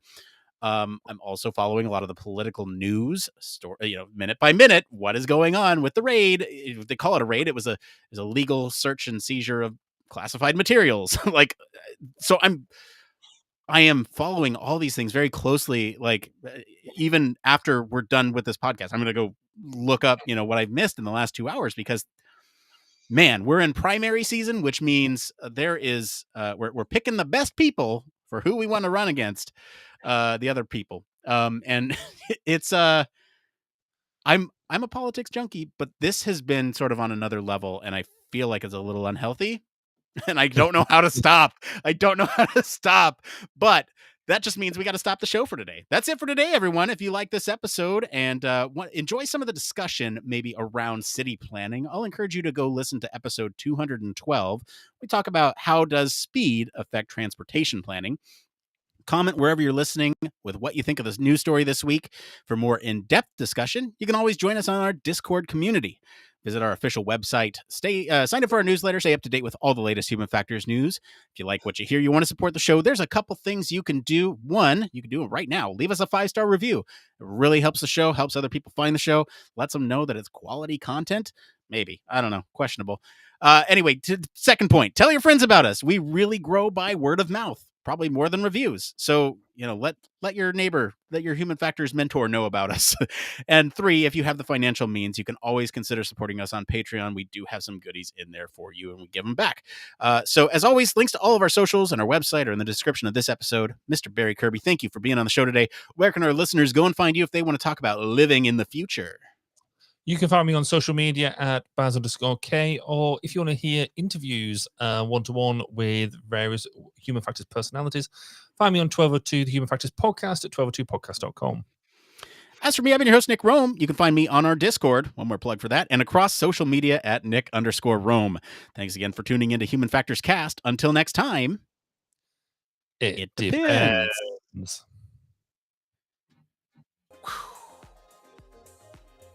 We're out of there. App. Boiling. Really warm in here. I need aircon. You're sweating, Barry. I can see you sweating. Yeah, it's because, I'm not joking, it's really warm here. And it's the middle of the night now. And it doesn't help. So this cabin that I'm in at the bottom of my garden, it has one door. And obviously when I'm doing recording or anything like that, I close the doors because I'm a professional and like good sound quality. Right. Supposedly. But yeah, I wish I could have somebody stolen the fans out of here as well, which doesn't help. But apart from that, it's good. Oh, that was a good show. That was a great show. I had a lot of fun talking about that city. I had a lot of fun talking about our most I forgot it already. The project that we enjoyed the most. I was going to go for another one, but it would have been too much of the right. I can't talk about that. Can't talk about that bit of it. But it was really good, honest. Yeah, because it's so current. But still, it is interesting. I mean, this is where I think we sometimes forget, in the nature of what it is that we do, just how lucky we are. I know friends who've worked on some really, really significant projects, from space through to military, through to other things. And there might be, like, say, a software engineer, right? And they produce an amazing bit of code that does something really, really cool. They will never see the platform. They will never see it in action. They'll never see the minutiae of what goes on. Yet we get almost to go front and center and go and prod the things, like the buttons and all that sort of stuff, on really cool things that you do sometimes take for granted. I think that we do have the job that makes things quite cool. There's that word. We've used that so many times tonight. Minutiae. Yes. Maybe we need a buzzer. A minutiae counter. Yes. Maybe there needs to be a bit of AI or something that just comes up and says, you've used this word too often now. You need to think of another one. There's a software. So if we were doing scripted podcasting, there's a software that does exactly that. Even post hoc. So let's say you've recorded it and you have a rough outline, but not necessarily the script written. It will do exactly that. It'll say, hey, you've used this word this many times, and it will detect where that word starts and stops in the audio. You can then deepfake your own voice, insert a different word in there, so you don't have to re-record it. You can just write in a new word. It will deepfake your voice saying that new word. That's cool. It's really cool. It'll take out all the ums. So if you say I thought about running this one through it, but then it's less natural. And it also picks up, it's not perfect. And since ours is so long, I'd want to do it in sections. Yeah. Because there's a lot of review with that. It would be like if you said momentum, right? It might pick up. And it's an interesting thing that a bit of feedback I got really early on was when I first started to do podcast recordings, I would religiously go through and cut out all of my ums, because I know I say a lot and things like that. But then when I started cutting them out, I got told that basically it all sounded too polished. It sounded too clean. It didn't sound like me. People were expecting, because they know, if people know me, they know what I talk about, how I talk in real life, and they thought I sounded like almost too much like a news announcer or a professional. And I was like, that totally accused me of being professional. So I would spend literally for an hour's worth of episode. When you then go through and you do all your other edits and this and that, I would probably spend a good 20 minutes looking. I mean, I got quite skilled at it, looking for the waveform that is me saying, or well, so things like that, and cutting them out. And then when I got this feedback of more than one person, I was like, maybe I don't need to do any of that then. So I get 20 minutes back. It was brilliant. So yeah. I generally leave them as a run now. It's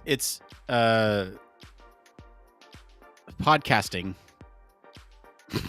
So interesting because, yeah, our first couple episodes were just a mess. I don't know if you listened to those like today. I am half tempted to go back, clean up the audio, remaster them, and cut out all the like crap from them and re-release them.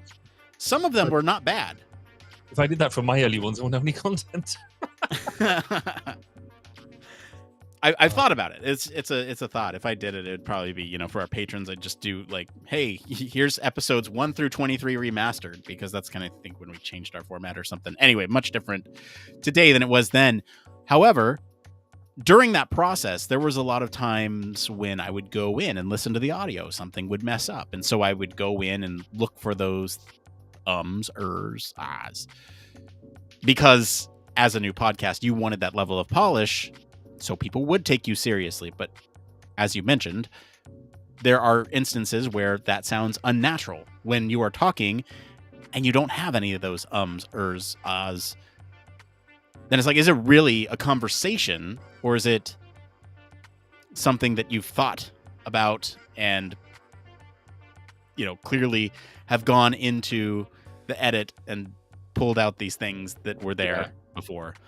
So that exercise, though, of going through and identifying the ums, ahs, ers was a good one, because now I can self-select when I think about it. When I assign a lot of mental... I was trying to do this whole segment without doing an when I assign a lot of mental energy to it, I can do it without ums and ers.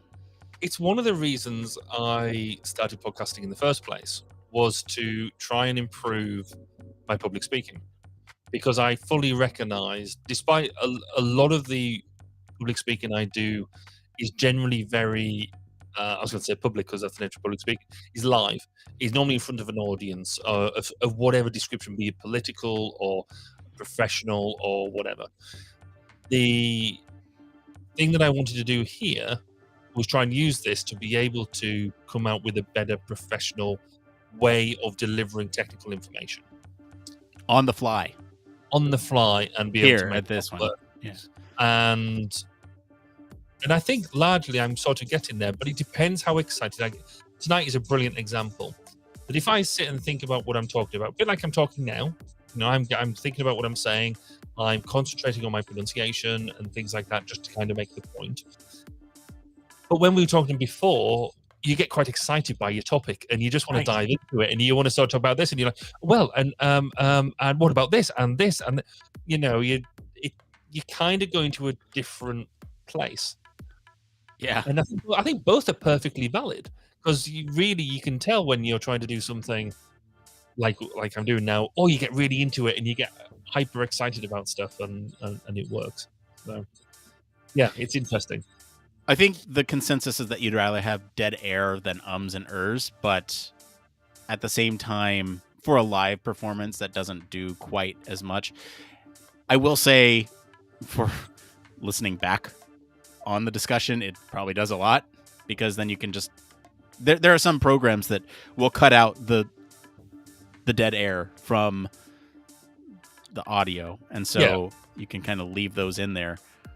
But yeah, I think there's absolutely your brain works faster than your mouth, or your mouth works faster than your brain when you try to think about all those possibilities that you want to bring up during a conversation. It's like, oh yes, and this thing and that, and yeah, it's a fun thing.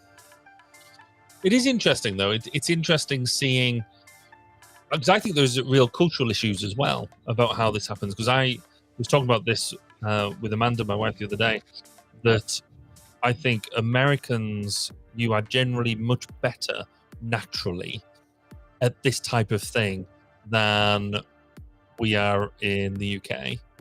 But also there is a generational issue as well, where because so many of the young kids, my children age, for example, teenagers, young adults, who are so used to social media, so used to putting themselves out there on TikTok, on Facebook, on Reels and things like that, in a way that my generation just wasn't, and is more uncomfortable in doing, generally more uncomfortable in doing.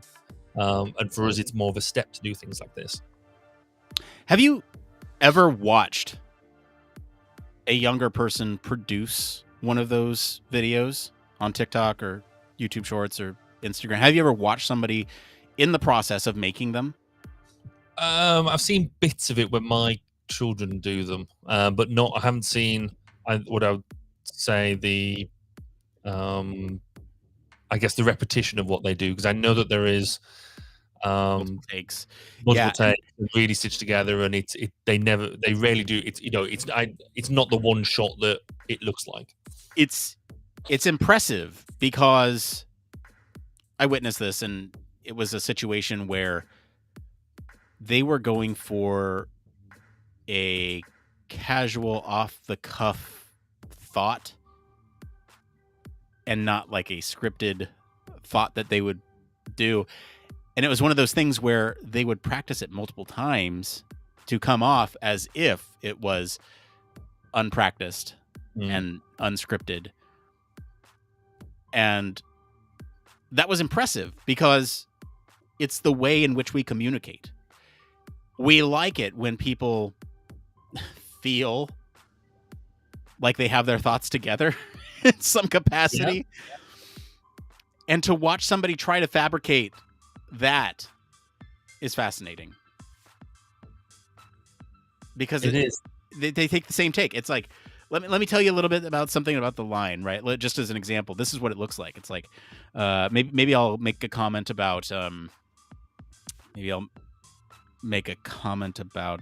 like falling risk deaths or something, right? Like that, where it's factual and you're communicating a fact, but it sounds conversational. So this is what it would look like. It'd be like, yeah, we're safer from cars now, but there's an incredible need for handrails due to falling risk. And did you know that falling risk, there's 42,000 individuals that, and they'd retake it. They'd be like, yeah, we're safer from cars now, but how about that falling risk? There's 42,000 people, and they'd do it a couple different times until it sounded like they were just rattling it off rather than reading off of something. And like it was conversational knowledge that they had in their head about 42,000 deaths rather than, looking it up and writing it in a script or notes or whatever.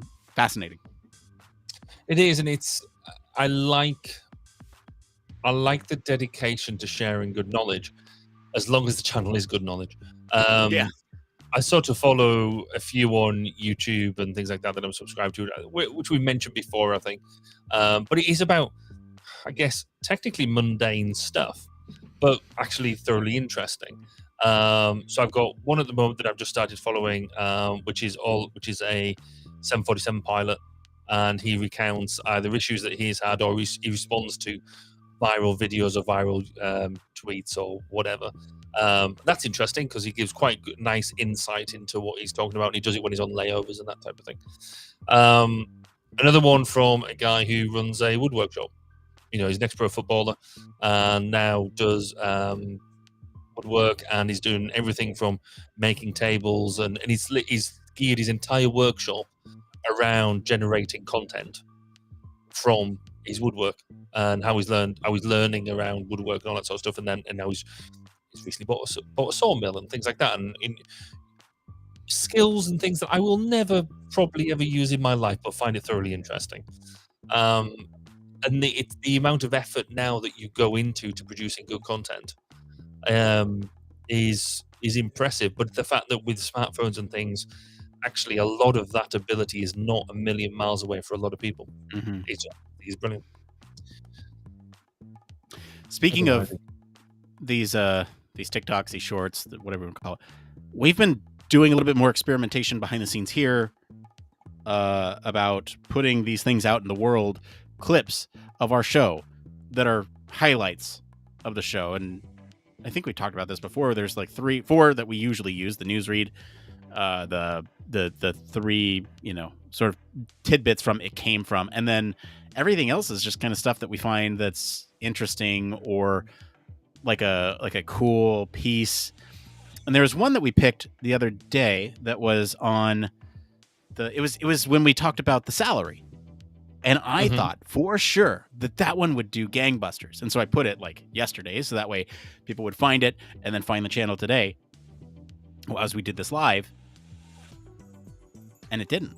The one that we dropped today, we dropped today had 5 times as many views as the one that we dropped yesterday on salary. Wow. Okay. And that is rather impressive, actually. So what do you learn from that? We don't know what we're talking about. Yeah, because so the YouTube algorithm is really interesting, and algorithms in general are really interesting, and how they peg you and your interests. And if you think about it, at least from there was Channel Makers on YouTube does a really good job of illustrating this visually. imagine there's sort of a circle of all the different things in the world that is on YouTube. Your content, or our content, is within a human factors arc. There's sort of an arc that is dedicated to human factors, and it overlaps with psychology, it overlaps with engineering, a little bit of overlap with, ergonomics. We had that discussion last week. And what happens is as you develop content, it will say you land in this section of the arc that is sort of a combination of people that like engineering, people that like psychology, people that like long form conversational format. And what it'll happen is as you produce something, it will start you out with that group that it says, based on everyone who's listened before, everyone who's watched before, we know that it's probably within this group. And so what'll happen is when you hit like a viral video or something goes viral, something goes, to a larger audience, what's happening there is it started with your group, it's expanded a little bit, it's expanded a little bit more beyond that. And then what happens is it finds a target group that's outside of the target group that you have initially planned for your channel. So what will happen, unless it's just the right group of people, what happens is those algorithms think that that is who you want to reach because so many people have resonated with it. And so it moves the trajectory of your audience closer to that thing, and it will start testing out new videos based on that data point because it was so successful. And so when I see things like recognition versus recall is getting 5 times as many views as salary, and we have, does anyone else remember Clippy getting 13 times as many views? That is one of those instances where I'm like, okay, we've been pulled towards the Microsoft Office crowd. Yes. We've been pulled towards the memes crowd. And it's not going to skew our data because we have so much of it available, right? It's pulled us it's like the tide has pulled us just a little bit. It's like moon pulling on the earth. Like it's not that much. Or I guess moon pulling on the tide, right? It rises, it falls. It's not going to go far. But I think, we also have those ones that stick around, like the recognition versus recall that put us right back in. And so it's interesting to see the algorithm from a content creator's perspective, but then it's also interesting to see how people peg your interest because it is sort of a wider arc. You're looking at not just the human factors arc, but I also like, video games, and I like, a channel where camping with Steve, he just goes camping, and I don't camp. I like Steve. I found this guy because he was stealth camping in a U-Haul, and he was a nice guy. I really enjoy his channel. It's not something I normally watch, but I like his stuff. And so like it's a weird profile that I've created for myself where I have these like really weird interests, and they like know I like Star Wars, and now I'm playing a bunch of stuff for my son on that channel too. And it's like, do you think I like cars? Do you think I like Hot Wheels? Like, do you think I like, yes. Do you think I like all this like kid stuff too? Because, now it's recommending me that stuff. You can go through and alter your history, which I do kind of semi-regularly to make sure that my recommendations are sound. But and it's so interesting. It's really interesting the way in which those audiences are built and the target audiences are built on those platforms. Anyway, I talked a lot. I just get excited about it. No, it's true that it'd be interesting, and I don't know how you would do it or whether they even want to do it. But if you turn around to YouTube or basically any of these platforms and said, right, you tell me about me from the information that you've gleaned and all that sort of stuff. Tell me who I am. It'd be interesting to see if they could lay out and say, right, well, we believe you are you're a male, you're into this sort of stuff, you really like this, you hate this, da da da. And it'd be interesting just to be able to get that social download almost to see how well it matched with your own perception of yourself, and whether you admit to some of the stuff that it tells you about yourself. I think it'd be quite interesting. Yeah, and be able to have that reflection. It's late for you. It is 4:00 for me. I got a podcast to produce. Thank you for sticking around with us, everyone. Really appreciate the conversation in chat tonight. I've been looking at a number, and that number has been pretty good. So thank you, everyone. And well done, team. Yeah, we'll we'll talk to you next week. Barry, you have a good one. I will. I'm going to bed. I'm very tired. All right. Yeah. So, I'm going to go back to politics news. Bye.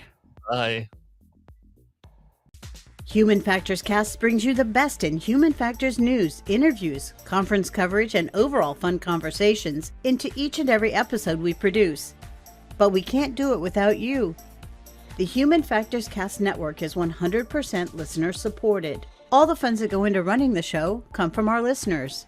Our patrons are our priority, and we want to ensure we're giving back to you for supporting us. Pledges start at just $1 per month and include rewards like access to our weekly Q&As with the hosts, personalized professional reviews, and Human Factors Minute, a Patreon-only weekly podcast where the hosts break down unique, obscure, and interesting human factors topics in just 1 minute. Patreon rewards are always evolving, so stop by patreon.com/humanfactorscast to see what support level may be right for you. Thank you, and remember,